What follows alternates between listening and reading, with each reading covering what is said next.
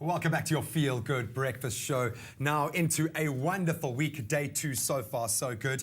And the same applies to Chan 2014. So much buzz around this tournament, but people know so little about it. Alana? I agree. You know absolutely nothing about Chan 2014. I asked the guys, where do we start?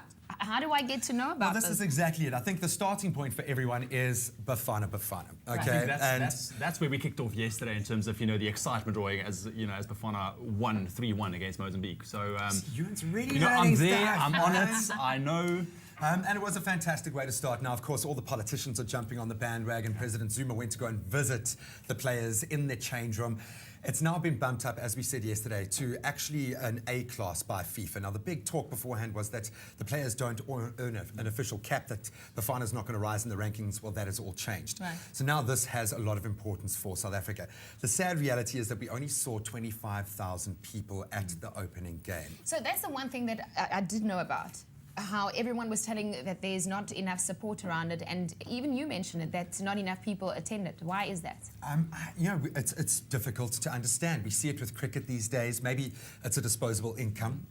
Maybe it's the fact that people aren't able to gain access travel-wise. I know they do try to incentivize it. The travel plans have been made. They bus people in from certain areas. But I think ultimately it needs South Africans to say, hang on a minute, this is a tournament that we are hosting in our country. And I like the way that Minister Fugile put it. We need to believe in the African continent, because if we do not do that, no one is going to believe in us on our behalf. Those who are skeptical about Africa's own unique tournaments are either politically backward or illiterate. Now, I wouldn't go quite that far. I wonder how Sepp Blatter received that one, or maybe that's why they bumped it up in status. But so far, South Africa haven't disappointed. Now, tomorrow they are playing Mali. Okay. Mali opened their account with a fantastic victory over Nigeria, who are, I think for a long time, have been seen as the best side in Africa, so we can't laugh about that. That's going to be, again, happening here in Cape Town. Are you going to help me rustle up fans to go and watch that? I think we need to urge people. I just listened to what you said there about Fikile talking about. People have been saying the same thing all the time. I remember doing an interview with Danny Jordan, and when I asked him, when it comes to sport in South Africa, how do people feel about it? And he said, a lot of us feel as South Africans that we've lost before we've even started. Yeah. So I think maybe that's the approach that we shouldn't take. We should go to these games, especially because it's in our country. We should support our local teams, local music, art. I'm a fan of that. So if that's any way to rustle fans and to get them going, then this is my call to everyone out there. This is your call of duty. You have to be there. I love it. Then we have to touch briefly, Cristiano Ronaldo last night was named the Footballer of the Year, looking really incredibly beautiful. Suave. I was going to say, that's why I wanted to keep you around. Look at that.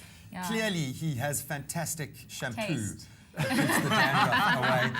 But the big story here is that he took it away from. Good mouth. He's doing a bit of a half-cocked smile there. He's not quite like, sorry, Messi. Sorry, Messi, bro. Sorry, brother. No. But Messi's obviously gotten the award 4 years on the trot. He's been out with injury for 2 months now, so a little bit off the boil, but he's still a fantastic player. Frank Ribery was also beaten out of that prize. Any three of them could have won it, but 69 goals in one season scored by Ronaldo, and that is insane, man. To put that into perspective, it's more than Bafana have scored as a team. It's more than Man United have scored as a team in the Premiership. That's ridiculous. And I think the best goal for me was the goal of the best award rather was the goal of the year. Zlatan Ibrahimovic with this unbelievable backheel bicycle kick against England in a friendly. That to me is worth a search on YouTube. So go and do yourself a favor, have a look at that. Oh yeah, we've got it on screen. Boom! There we go. Unbelievable. What do you want to say to all the fans that's coming out that needs to support the what did you just call it? Chan 2014. What do you want to say to everyone in terms of supporting? If Alana can get on board. No, I think the bottom line is Bafana have been proving themselves with their goals.